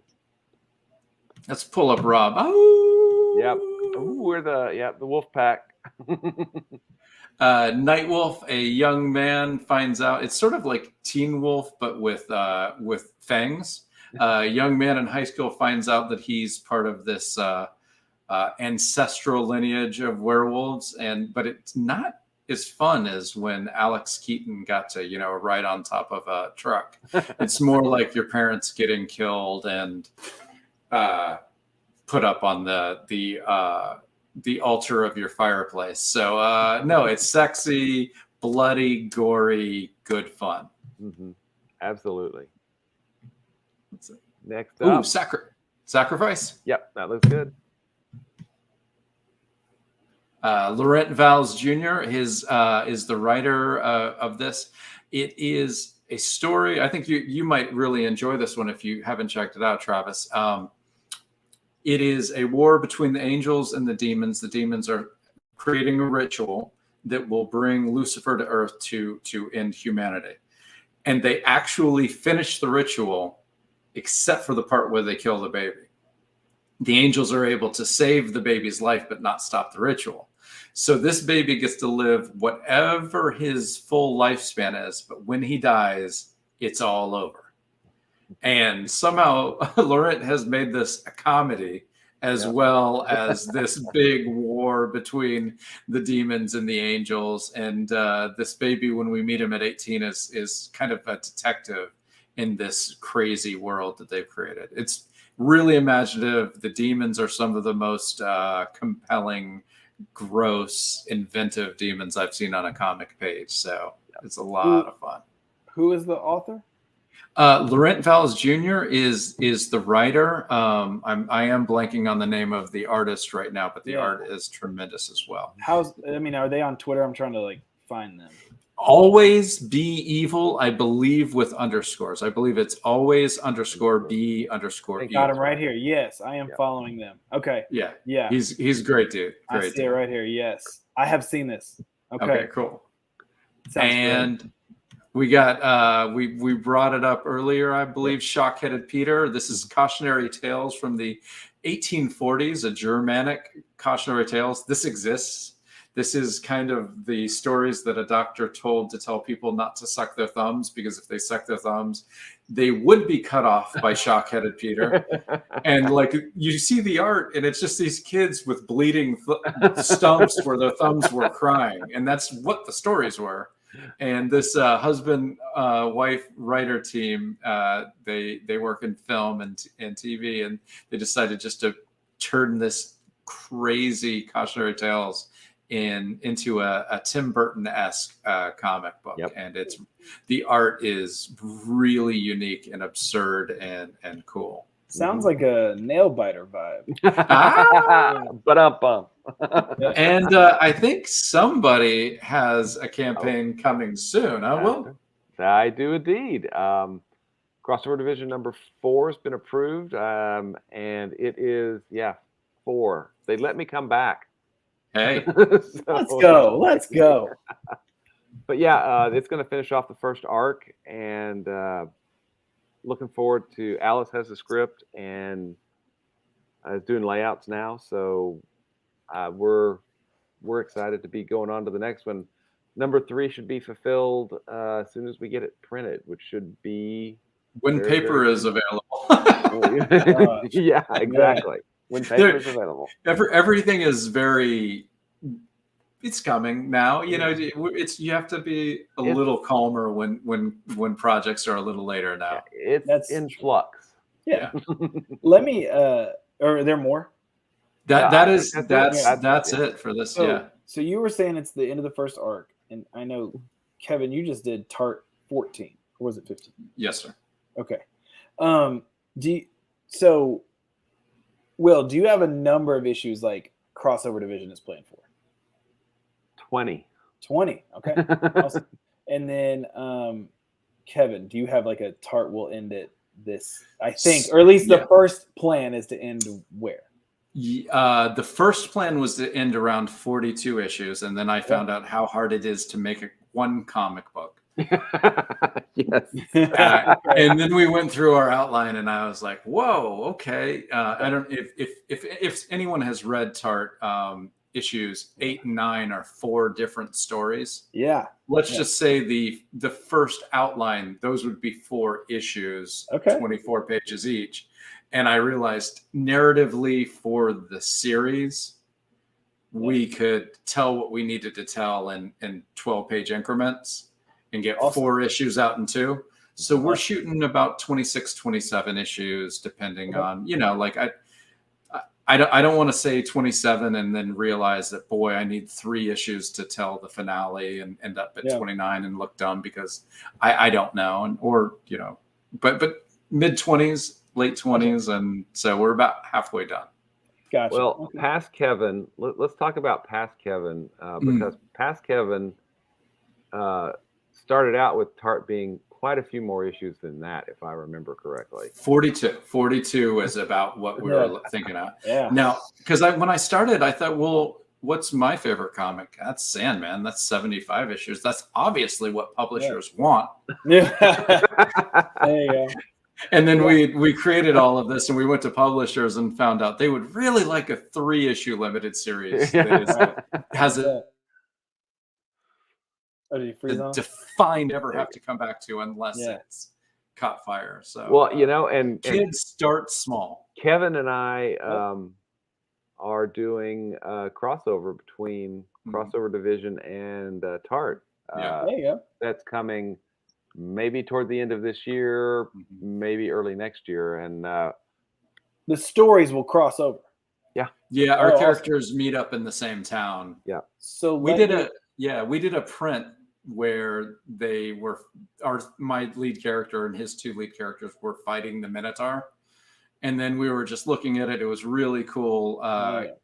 Kyle Roberts and Ryan Kroboth did the art for it, and it was just so cool and compelling. And then we were like, oh, wouldn't it be neat if it happened? And then we realized how they could be in the same place at the same time. And then they were like, well, let's just write it. Who cares? Yeah, let's just it doesn't have to be drawn. And it was so much fun to write too. I mean, love it. Because is Crossover Division still solely self-published? Yeah. Okay. So then if y'all do that crossover, how does your contract with Scout get involved in that? Is it all your IP, so it doesn't matter? You can go do that? Or would you... It's a really good question that we'll down the road. It's easier to say you're sorry than ask permission. Always. My theory is if Will wants to do this in the future and pitches to Scout, and Scout wants to accept it. Yeah. What an amazing way to introduce Crossover Division to the Scout readers with this crossover. That's what I was saying. But we're going to kickstart it as our own book, and that'll be it. Cool. And then if Crossover was with Scout, great. If he got to another publisher, then probably it would be between Scout and that publisher to talk and see if they wanted to do anything. But it's for the love of the story. Which I mean, it's easy to get 2 publishers to figure out a crossover. Absolutely, yeah. Marvel and DC, they love doing that. Yeah, they did that. Yeah, they're like this, man. Yeah, exactly. Yeah. They didn't just only do 7,000 of a book for the most liked artist of all time, who is fighting the good fight, and God bless you, George. And they didn't just cap it at 7,000 because of issues of IP and all that weird stuff. But you know what? They got it out for George, and I'll give him credit. They made it happen. They did it. They did. You got to see it and hold it. So part of the big thing about speaking about crossing over characters and stuff, one great thing I love about Thorn being with Advent and that whole superhero universe is right now Thorn is planned for two 12-issue arcs. With like 3 acts of 4 issues in between.